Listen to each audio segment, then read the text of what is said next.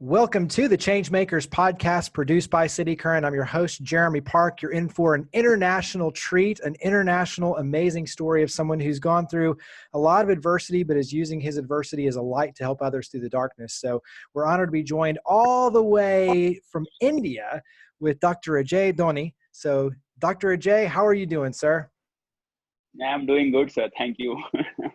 We appreciate it. We know it's early in the morning there, late in the evening here. And so this is one of those kind of rare funds using technology to be able to tell these stories.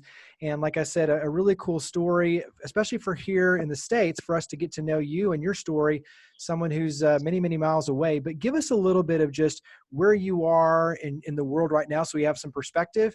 And then we'll talk about your childhood and this accident that happened. So tell us where you are right now in the world. Yeah, I'm in Bangalore, that is in India, a state called Karnataka.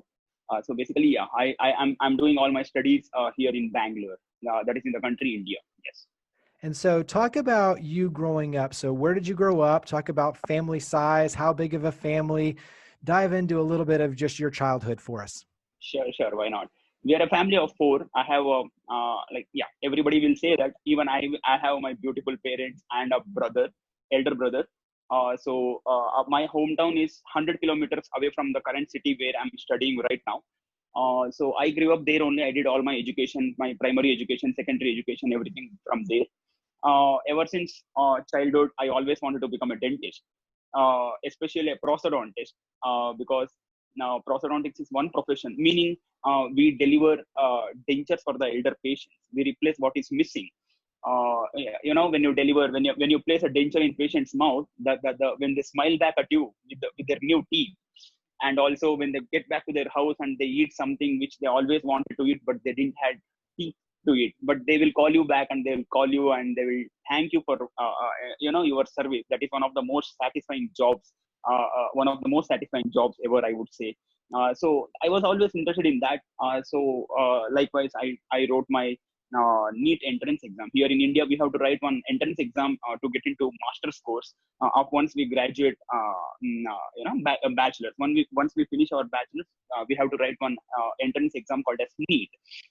So yes, my all India rank was around 750. Maybe some 25 to 27,000 people will write that exam every year.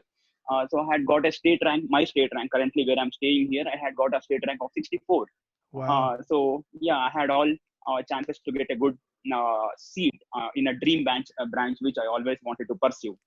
Did you have someone growing up that like showed you like the industry or a mentor, or like, in other words, how did you get into just that that's what I want to do? It's cool. Like you said, when you explain the ability to see someone smile, like that becomes contagious.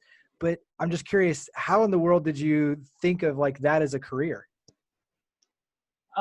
Maybe after my, I would say when I was in high school, first of all, I myself have a crowding of my teeth, but I was always scared of a dentist. I was always scared of dentist. I never went to a dentist.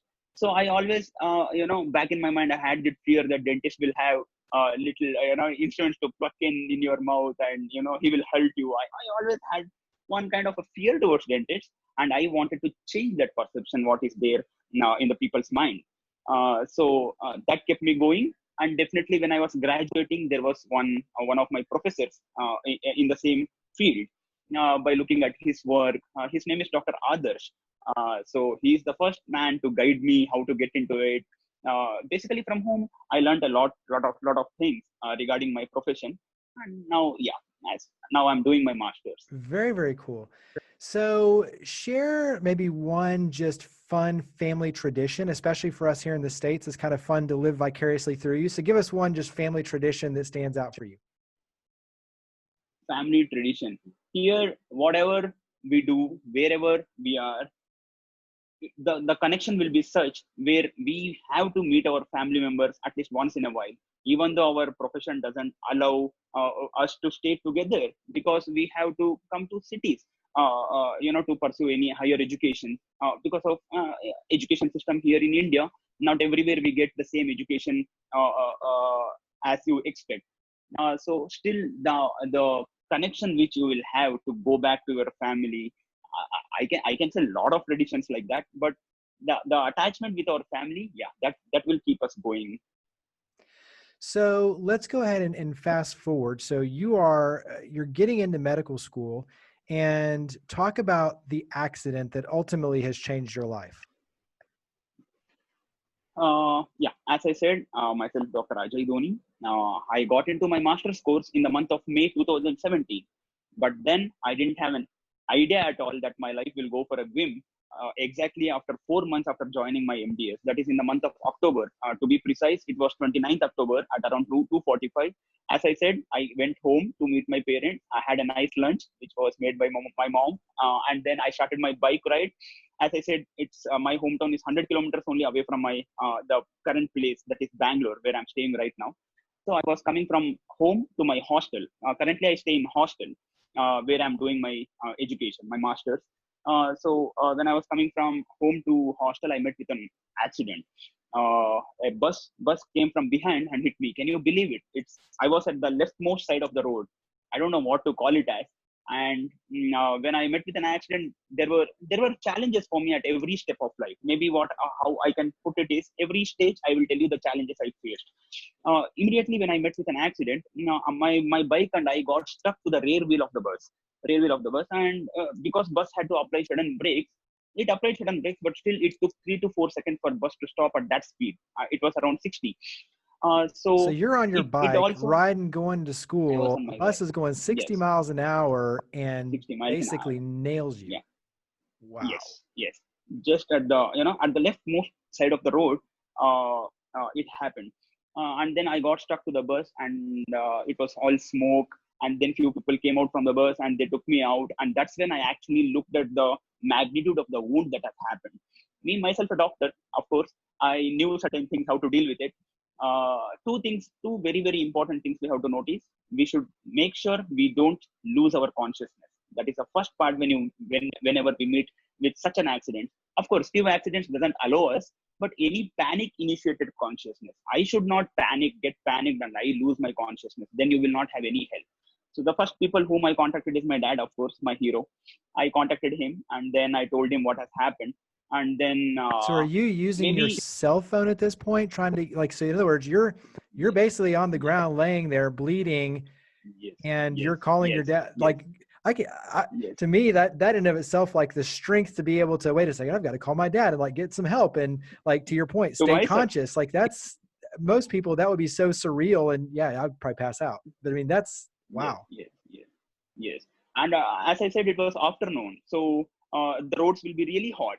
So the amount of abrasion I got, I didn't get any fractures, but I lost all the arteries and veins just below my knee. I have angiogram photos, and also back in my mind, I had that I have to sue this driver for the mistake what he did. So I asked few people there to click up photos of the bus, the extent of the injury, all that. And one such person took a photo of mine talking to my dad. To my surprise, I got that photo in WhatsApp after 2 to 3 months as a forward message. I received my own photo in a WhatsApp forward. I can share that photo with you later once we end this conversation.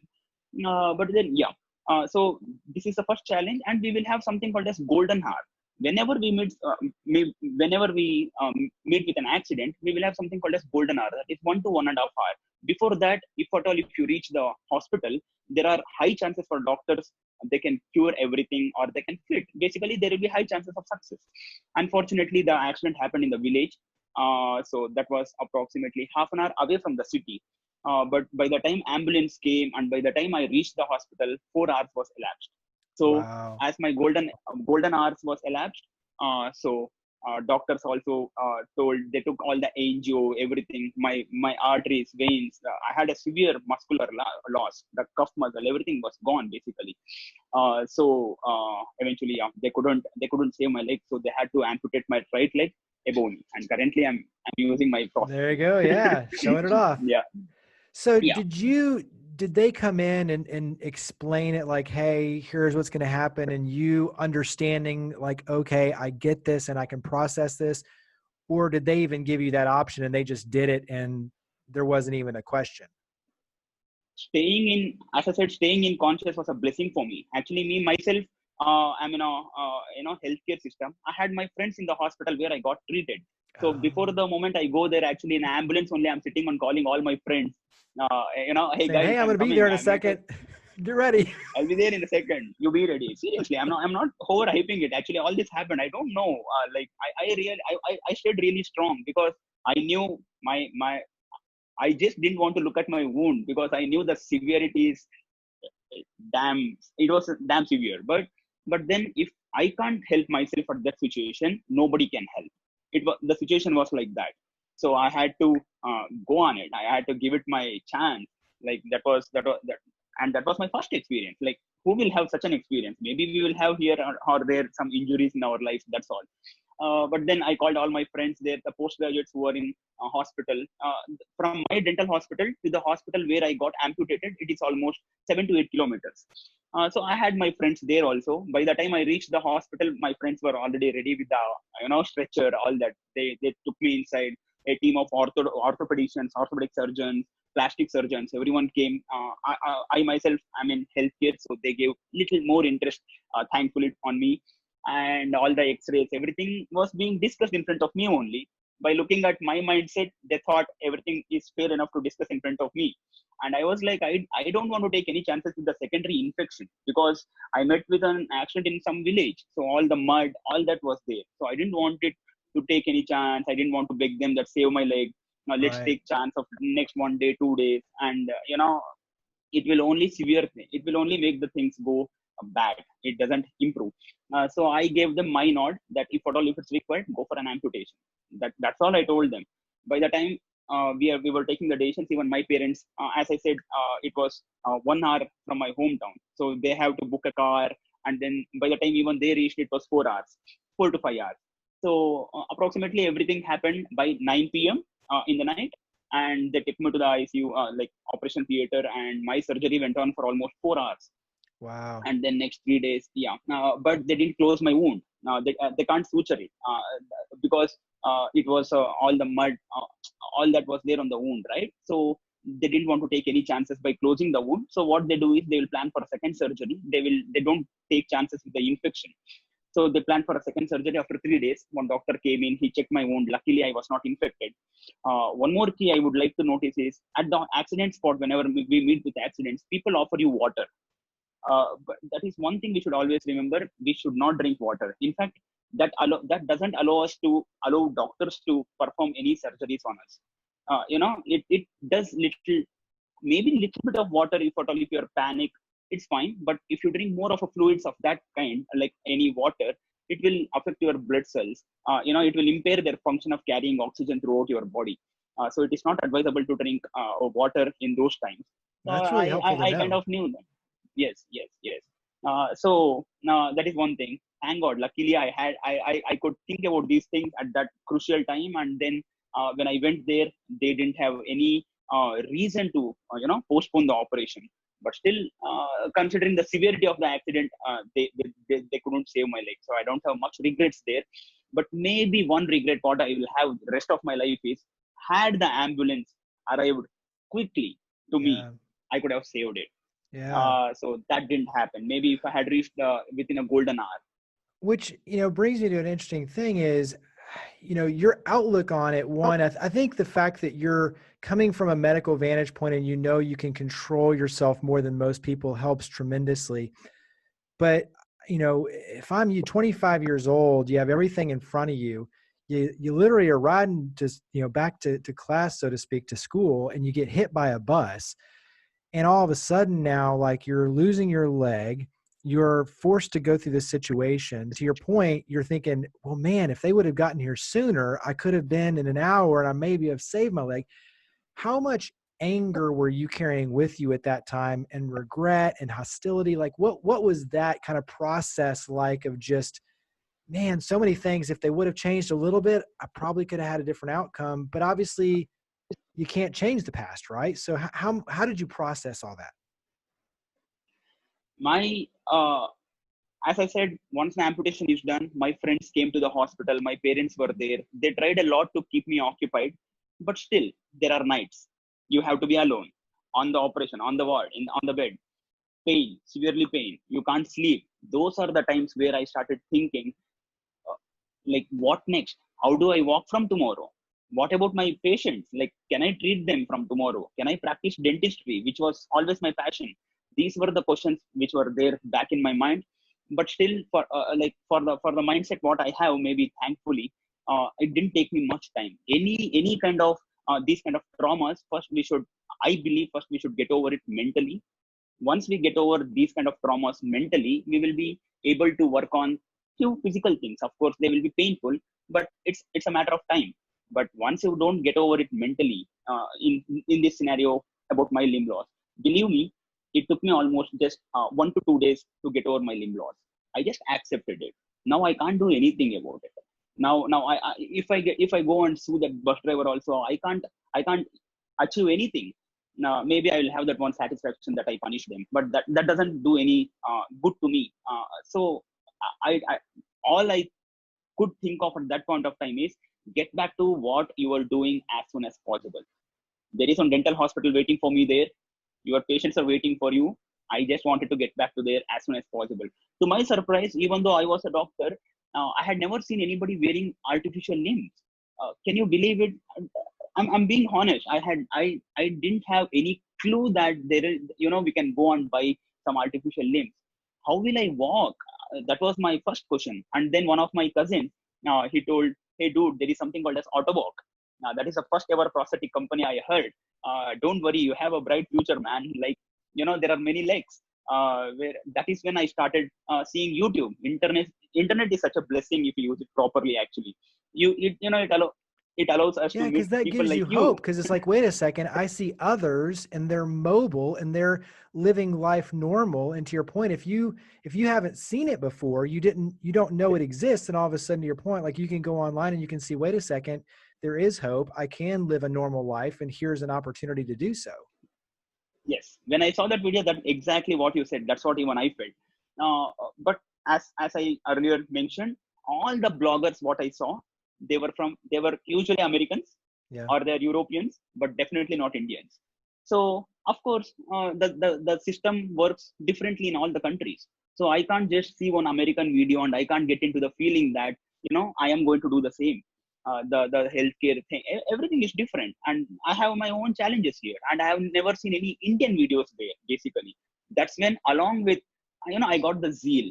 Maybe why not I can help my country people, my countrymen who go through these kind of traumas.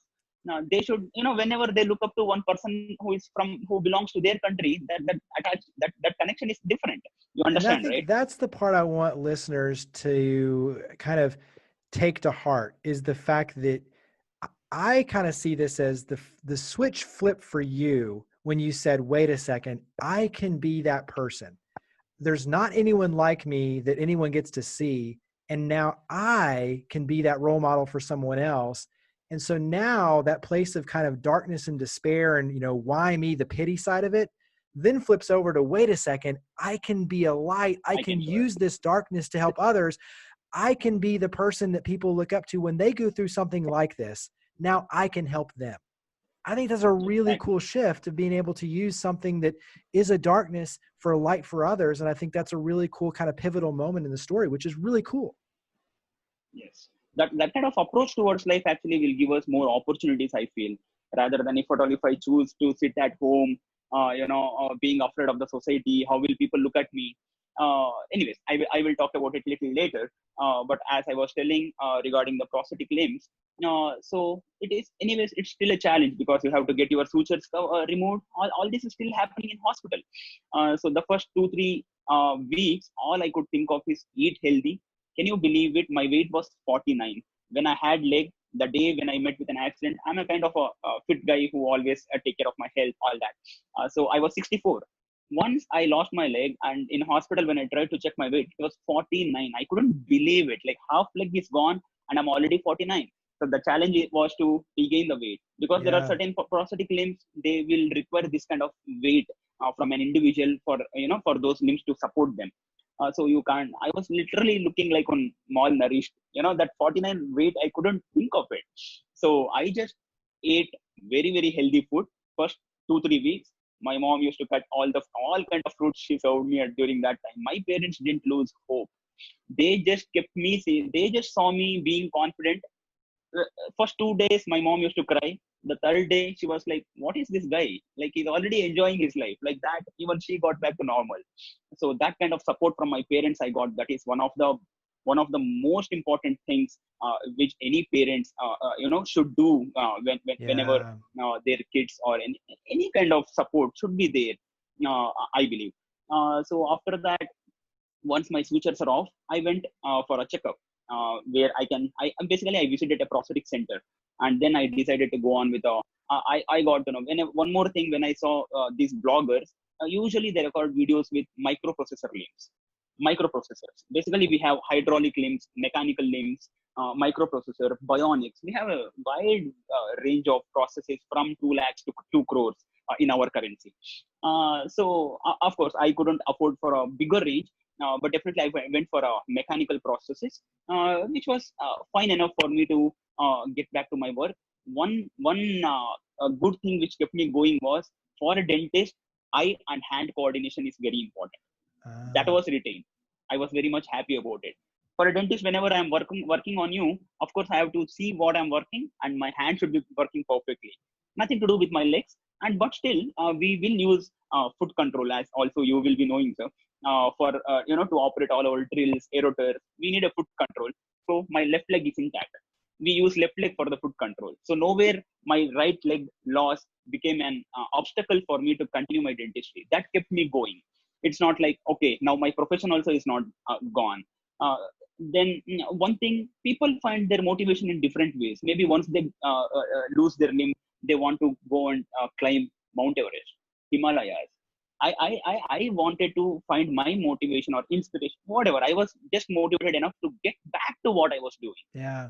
Limb loss Well, because you were already focused on helping others, and to be able to then use that as your engine to power you, you wanted to be able to help others, and to be able to return to that then fuels you. And I do like the fact, like you said, is you could rely on your eyes and your hands and your leg to be able to still do it. So it didn't necessarily take you off track of the career path you wanted to go down. Although do talk about, because I think it's interesting, as you and I were talking before, is that you have to regain your balance. So in other words, like it's a different process to kind of learn how to use a prosthetic leg. Yes. It was a process of 84 days. I have all the 84 days videos, like my progress. That is one of the most important things I would like to tell all the amputees: record. Whenever you hit the trail, whenever you're walking, you just ask somebody to record it, so that you go home and read some articles, get some information on it. And then it's not, we should not always expect things from prosthetists. They will do their job, but we have to do our job. We should have a fair amount of idea as in what we are going through, how we have to don it, how we have to utilize that time, all that. My prosthetic center allowed me to work for almost 10 hours. Like, I didn't have time. This master's course, whatever I'm doing, master's in dentistry, it is a course of 36 months, duration of 36 months. I can't really sit here and waste time losing my master's course. That is my learning phase. So my biggest challenge was to get back to my work as soon as possible, because I'm still a student there. Yeah, you don't want to be behind. Which actually is yes. It's a blessing and a curse. It's one of those where it's like, it keeps your mind focused on the goal. Like, I've got to get back to normal. At the same time, it's like, I got to rush. Yes. That really kept me going. So I just asked them, can I come and work from 10 o'clock to 7 o'clock? Like 10 a.m. I used to go. I will just have some breakfast. I'll exercise. And then I will go to prosthetic center. From 10 till 7 for 84 days, I did nothing but walk. I will just go walk. That kept going. I did all kind of exercises. Again, as I said, I saw some YouTube videos, how to do all the exercises, wearing prostheses, all that I learned nicely. By the end of 84th day, I was good. I was confident enough to get back to the social life, where I can go and practice my patients. Till then, I now practice in prosthetic center. Was anyone helping you though? Like, was anyone kind of helping you in terms of kind of what to expect? Because like you said, I think that's really good advice. Film every day, go on and do your research, really put yourself into it. But was anybody helping you in that process, or was this kind of something that you were just learning on your own along the way? That's what I was doing, actually. As I said, I'm a postgraduate, so I know how to search for articles in the internet. That's our day-to-day job. So I knew it. In fact, my prosthetist, who is Mr. Pradeep Kumar, I would love to mention him. He's been such a wonderful friend for me than a prosthetist. I usually call him Daddy too, because he was the one again who made me walk. So I call him. I'll call him Daddy I too. love that. You are my daddy too. Like that, I'll be telling him. And then he had enough patience to listen to all of mine. Sometimes he used to ask me, "Hey, dude, just forward me this article." His profession. I used to send him some articles. Such was the interest. And by looking at my interest, he started working on me more. That's what my point is. Whenever you are interested, the other person will get some kind of interest in working on you by looking at your zeal to get back to your life. That's what happened now with him. And as I said, it was never a smooth ride. There were days where I go, but some problem will be there. I can mention many problems actually. Some days processes won't be fitting. Some days whenever we will have some limb fluctuations, like fluid fluctuations will be there. So your stump means the residual limb, whatever is remaining, that part is called as a stump. So that residual limb, you can't put it in the socket, maybe because of the size volume. So you have to head back home. That day you can't walk.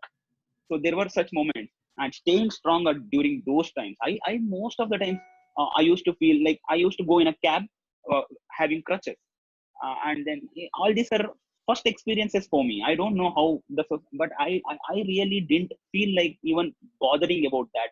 My job is to just go to prosthetic center. If at all the process is like the artificial leg is available, wear it, walk, learn, come back. That was the only thing I did. And as I said, regarding my processes, like various options they used to explain, various exercises now they used to ask me to do, and even I used to do few exercises. So currently by the end of 84th day, I got my gait patterns right. Like I could again walk back. Like I don't say 100% normal. 100% normal might not be achieved, but again, you should have a little bit of understanding. You should be practical in your expectations. Maybe whenever I just wanted to get back to 85 or 90% of whatever I do, I'll be done with it.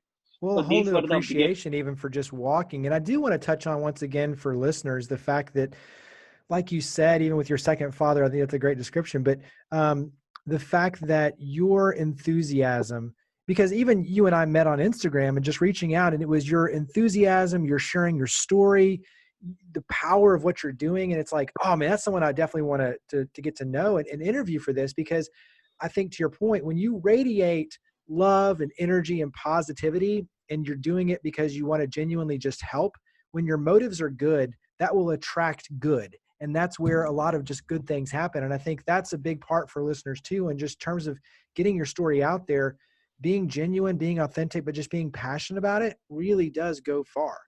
Talk about what you're doing now, because when you talk about being the light for others and sharing your experience, which this is exactly what you're doing, is you're sharing your experience to help others. What are some of your goals now? Because obviously you're still going through school, but what are some of your goals in terms of helping other amputees and what you're looking to kind of create as a community to help? I will answer that. But before that, I just wanted to touch on this thing. All the 84 days, what I mentioned, definitely there is a team around you who is working, who belongs to that profession. So they know how to take care of you. Once any amputee goes out of the prosthetic center, once they get back to their life, things go totally difficult. Parents might not understand how the limb works, or your friends might not understand your mental status. Everything you will be thinking about the society, why they're looking, why continuously people will be staring at you. Yeah. And it took me almost 1 week when I went back to the society, social life. It took me 1 week to understand that people are just curious, just to look at your legs like that, because they wouldn't have seen that. That's all. You need not to feel, they're looking at me and I'm feeling bad, I'm feeling offensive. No, absolutely, it is not required. That is one more point I wanted to point. Yeah, that's a great point. So we need not to really bother about why people are sharing. It's just that they're curious. So that kind of approach again made me just go on. Actually, in like whatever master's course I'm doing, there are 14 girls and I'm the only boy in the department. I'm the only man, and there are 14 women. So I had that zeal to perform even more on a funnier side. Like there were times, if at all, if I need some support also, whenever I was needed some help, they were there with me. Yeah. That part I wanted to tell actually. That's awesome. That kind of support is very important. Yeah. And after that, once I accepted that, once my gait pattern was fine, once I accepted how society looks at me, it again, everything was back to me. I in fact went to Malaysia now in the month of October last year for a World Dental Conference, where I presented a paper and secured a third prize there for my paper. As you asked, I'm actually interested in aesthetic dentistry, work on your smile design, all that. And maybe my one more interest is placing implants to replace the missing tooth in the aesthetic zone, anterior zone or aesthetic zone.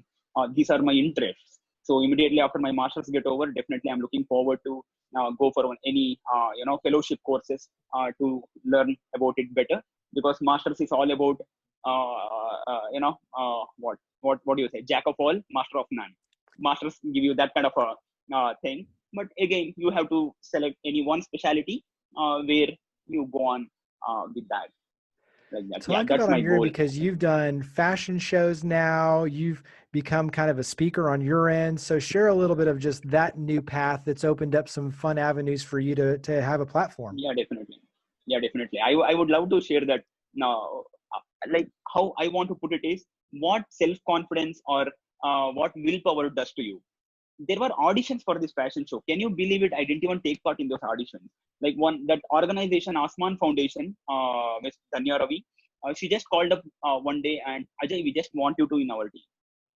I didn't go for any auditions. There were like 200 to 220 people who went for auditions. I just got a call, so and so date. You just have to come and walk for there. Like 1 week, they just gave me some kind of a training, how to walk, all that. Anyways, I was already good at it. So I got really good friends and the cause, I really liked the cause actually. It was on February 29th. So it is celebrated as World Rare Disease Day. Now, so we represented kind of 35 different disabilities, Down syndrome, you name it, we had it. Now, hand amputee, leg amputee, Down syndrome, and many such people. Every individual person representing their difficulty. So That's I absolutely loved that theme. I didn't think a second. I didn't take a second also to nod them. Yes. I just went for it, and it was an amazing experience. We got to meet few fashion designers. They gave us good clothes, and that was all fun actually. Yeah, that is it with the fashion show. And one more thing, what I would like to mention is, once I got back to the college, life went on normally for 6 months, and then I went on to attend one mobility clinic from Össur. Össur is one of the prosthetic giants we can call in the world. So they conducted an Össur mobility clinic where they saw me, and 6 months before, whenever I used to see these bloggers wearing those microprocessors, I just could dream of getting those processors. And today, in this mobility clinic, they offered me one microprocessor and asked me to be their brand ambassador. And that I consider is the biggest achievement from my, if not, without parents, that is the biggest achievement what I have done actually. Yeah. I consider it like that. Yeah, I got a microprocessor leg at a very, at a price where I can afford, at ambassador price. So it was a very cool one. And now, with this microprocessor, I'm just having a bomb. So what do you want listeners to take away from your story? What's one or two lessons that you say, when I look at what I've gone through and what I'm using as my platform now, what's something that you want to use as an inspiration? What do you want people to take away from your story? I feel, as I mentioned, in the period of 84 days of my rehabilitation, every day I felt like giving up. But back in my mind, I knew giving up is one of the most painful ways of solving a problem. Maybe it gives us a temporary satisfaction. We don't have anything to do today, but it is going to affect our future.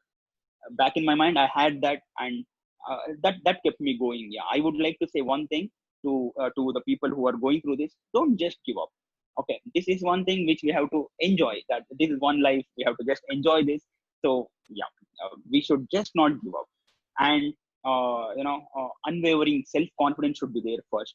Okay, we might get help from anybody. If at all, if you don't believe in yourself, help from any kind of a source doesn't stay for a long time. But once you are determined, once we have the willpower to achieve what we want to achieve, definitely that is going to help. Yeah, and I think that's something that everyone is going to go through adversity. And whether it's an accident, a divorce, a breakup, a job loss, it's going to hit you. And it's going to, in some cases, be really hard. And to your point, the ability to say, you know what, it is going to get hard sometimes. But you know what? I'm going to power through this and I'm going to wake up again tomorrow. And every little day, every little step, it gets better. It gets a little easier. And then all of a sudden you look back and you realize, wait a second, I'm a whole different person now. And I'm in a different Exactly. place and I get to use this, Exactly. and everything happens for a reason. And a lot of times those negative reasons, you hate it. But when you look back, it's like, in a weird way, that was a blessing. It's opened up all these new opportunities that I would have never been afforded before. And so I just, once again, I appreciate your positive attitude, the way you're looking at this, and the way that you're building your Thank platform to you. help others. Um, Thank you, sir. let's go ahead and switch over. It's kind of a lightning round on our end, where it's short questions, short answers. It's just a fun way to get to know you better. But give us something you like to do to relax. I know it's hard with Relax. studies and everything else, but what do you like to do to relax? Maybe go for a movie or hit a pub, have a beer, hang out with friends. Yeah, whenever I get an opportunity, I just try to spend time with my friends, and that gives us kind of a hope again to start a day tomorrow, to have a rough day, during your job. Yeah, those things we have to balance. So I'm sure you're reading a lot, but give us something that you're reading right now. Reading something right now. Actually, during lockdown, more than reading, what I'm doing, I'm working on the fitness. I'm working on what do you say? My blog, such thing. I'm not into reading as of now in the last 3-4 weeks, because this is one time I always wanted, because it happened. My accident happened in the master's course. I really didn't have time, even though I want to do. It is like 9 o'clock in the morning. If I go to my clinic, I will come back at 9 o'clock or 8 o'clock. I really I didn't have time. And actually wearing the prosthesis or the artificial limb for 14 to 15 hours a day, or 12 to 13 hours a day, is one kind of a challenge. Luckily I've got adapted to it from day one. Yeah, from morning till night, I'm using my prosthesis. So that is why currently I'm using my lockdown to reach out to as many amputees as possible. Very Anyways, cool. I've done enough reading there. So I just want to use this lockdown to reach out as many amputees as possible, where I can be of help for them some or the other way. Yeah. So give us some favorite dishes or food. What do you like to eat? Yesterday only, actually, and this is one fun part again. Everybody has become a master chef during this lockdown. Everybody is into cooking whenever they get a free time. And we have this one traditional sweet in Karnataka called as Mysore Pak.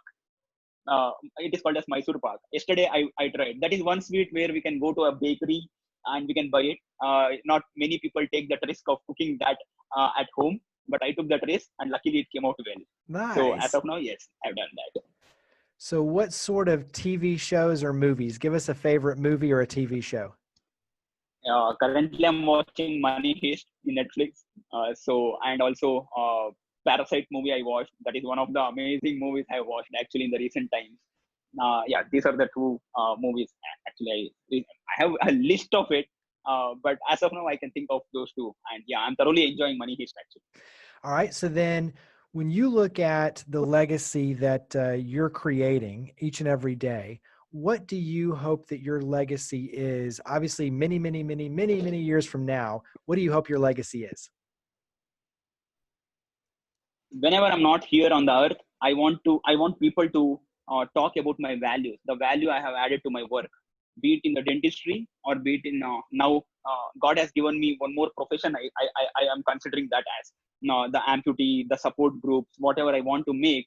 Just whenever I'm not here, people should still talk about my name in a good way, of course. So that is my thing. And so you mentioned obviously the blog, and you're reaching out and trying to help as many people as possible. How can we be in touch with you? How can we help you? As of now, I am thinking of creating a support group for amputees, something like Amputee Coalition. But I have ideas. I have seen one of your posts, like think big, act small. That is one of the amazing. I was just going through your campaigns, and that Yeah. was as of now. I mean that. So I just want to act small ways. I'm acting with a Facebook page now. as I already said, I have spent enough on my education. So right now, don't have funding to go ahead in that line. Maybe once, and that doesn't stop me really. Once I finish my master's, I will start my clinic. Whatever I earn from being a dentist, I will try to put all that to support groups. Such Well, and things. I think Yeah, that's where for listeners, one, to know that you're using your story to help others. And with that, obviously, I mean, people can tell right off the bat, you're humble, you're hungry to make a difference. And I think that's where you will find many people who, just from an endearing standpoint, will want to get behind you and just amplify your voice. And whether that's simply sharing this story and getting it out there in front of more and more people to let them know that, one, that bad things happen to good people, but good people can rise above. They can push that narrative around the world. You become a light to be able to shine through. The other one is getting behind what you're doing. And yeah, I mean, I love the fact that, I mean, you're exactly right. Think big, start small, act now. And that's exactly what you're doing is you've got this idea, and right now you've got to put your medical career and your focus on your studies first. But this becomes an opportunity. You plant that seed that, sooner than later, you might have this coalition running to where you're the face of it and definitely, you're help steering and you're helping thousands and thousands of definitely. people that, just like you said before, would have never seen someone like you, but now you get to be that in your home country. You get to be that person that they look up to. But most importantly, you can guide them along the way where they might be scared at first. Now they know there's hope. And so I think that's some simple ways that people, just by getting behind you, knowing that you're out there doing this day in and day out for all the right reasons, we can get behind you. Where would you direct us in terms of, obviously you and I, like I said, we met on Instagram, but tell them kind of your handle or website. Where would you direct us just to be in the loop on your story and help to start to share it? So talk about your handles, where we can find you on social media. Currently, I have started my Facebook page with the name Ajay G Doni. Like however you introduced me, that is my Facebook page, and my Instagram handle is Stress Breaker. And if you type Dr. Ajay G Doni, also you can get to my page, and where I will be uploading all the events I'll be attending, and that will definitely help. Not only differently abled individuals, but also normally abled individuals. Whenever they feel that, oh, why is God doing this to me? Then look at me first, and then you will realize that, okay, your problems are little more smaller compared to these guys. At least for that sort, you have to visit my page once, and then you see things. Life is beautiful. And also, I will also tell you where I found you, sir. I'm kind of a space guy. Like, I'm interested in space, NASA, ISRO, all such things. So Young Space had a promotional page, actually. Young Space, there is that Instagram handle where they told, okay, Jeremy C. Park, so and so is doing such things. And then, with that, I would like to mention about this also. When we look at moon and sun, they give us two messages. It's okay to go through different phases. That's what moon tells us. And sun, whatever happens, you keep rising. These are the two things which we have to take from the things which we are seeing daily, but we ignore that. So yeah. Coming to my social handles, yeah, as I mentioned, Instagram and Facebook currently I'm having. Currently I'm not having a website. I will be very thankful if you help me out with, Yeah, with and I one. mean, think that's all the stuff that we'll make sure and we'll tag it in all the promos and make sure that we guide people. But maybe that's something that down the road we can help you get that website going as well. And I think this is all where, when you put the story out there, then all of a sudden you can speak it into existence, because what you find is when you speak it out there, people will start coming to your side because they want to support for all the right reasons everything that you're doing. So we'll make sure and we'll tag all that. And I'll also, too, knowing that you're a space guy, I've had a chance to interview some NASA astronauts like Leland Melvin. So we'll have to find some ways to circle them back around to you as well, because those guys are amazing as well. So Jay, thank you, sir, for all you do. Thank you for being a change maker. If at all in my life, if humans really explore the Mars, I don't mind practicing dentistry on Mars. Hey, and that's possible. Anything is possible. So thank you so much, though, for all you do and being a light. And thank you for being on the podcast. Greatly appreciate it.